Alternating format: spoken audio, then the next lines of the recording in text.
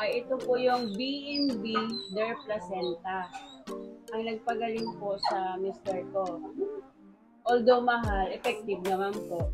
Kaya wag po kayong mag-alala at wag po kayong manghinayang sa halaga nito dahil ah dahil makukuha nyo naman yung benefits nito. Try nyo lang. Wala namang mawawala eh. Placenta. Thank you sa placenta. Placenta. Thank you. Thank you. Siya po si Harold Nicolas, 45 years old. Ano pa ba?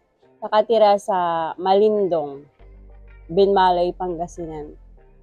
Na-stroke po siya noong May 2, 2022. Sa Grace po siya na-confine. Na-stroke po siya sa barko, tapos na-confine po siya sa Grace. 2 months po siya sa Grace, and then inuwi po siya ng office niya sa Pilipinas July 1. So, after that, July 1, na-admit po siya sa Cardinal Hospital sa Green Hills po. Ano po yung mga niresetang gamot po? Pang ano po yun, pang high blood, yung mga carvedilol, tas citicoline, duloxetine, and then Adalat, tsaka Aplixaban. Dami nga eh. Puro lahat yun sa sa dugo at tsaka yun, at the same time dun sa utak niya kasi parang nagka blood clots yung utak nito eh. So nahirapan po siyang magsalita that time.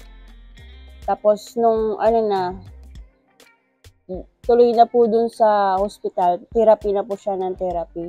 And then, ang lang sa therapy kasi 120 days lang yung covered ng opisina that time. And then, July 1 and then November 18, lumabas na po kami. So, sa bahay na po. May naging progress po ba yung therapy saka yung mga ibinigay po na gamot sa hospital po?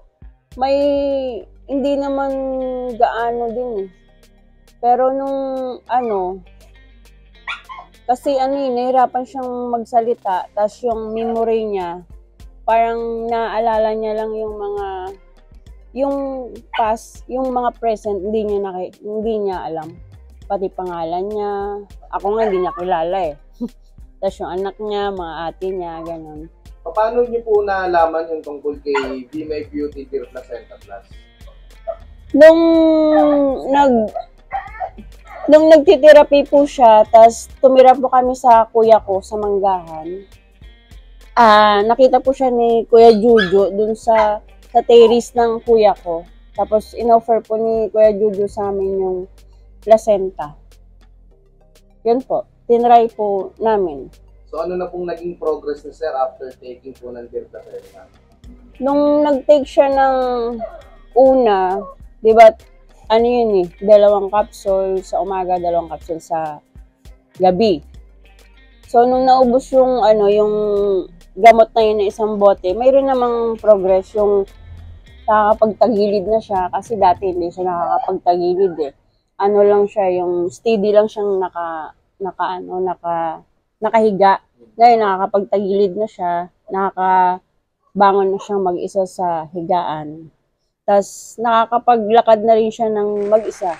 Hindi katulad dati na naalalayan mo pa siya kasi parang nanginginig siya.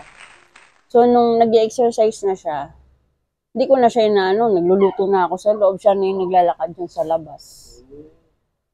Yung sa pagsasalita po ni sir, nito lang din po ba after mag-take po ng Der Placenta po? Opo. Kasi nung hindi pa siya nag-take ng Der Placenta, totally hindi siya nagsasalita. Nagsasalita man siya pero hindi mo maintindihan. Hindi mo maintindihan yung sinasabi niya. Ganun. Tinuturo niya lang, tapos sinisinyas niya lang, ganun. Pero nung nag-take na siya ng placenta na tuloy-tuloy na, parang nakapangalawang bottle na siya, ganun. Okay naman yung salita niya, minsan buo na. Mas lalo pag umaga. Pag umaga, pag yung bagong gising siya, parang nakapag-relax, ganun.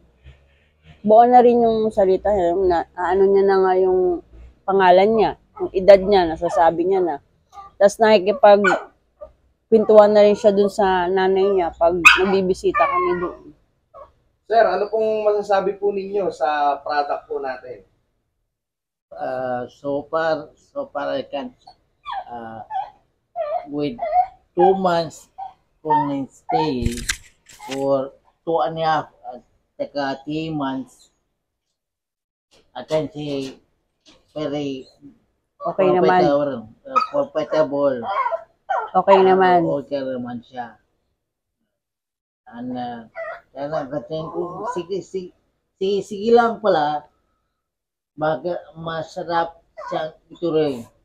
Masarap siya ituloy. Ano pong masasabi niyo naman po, mensahe niyo po sa mga kagaya po ninyo na may karamdaman din po?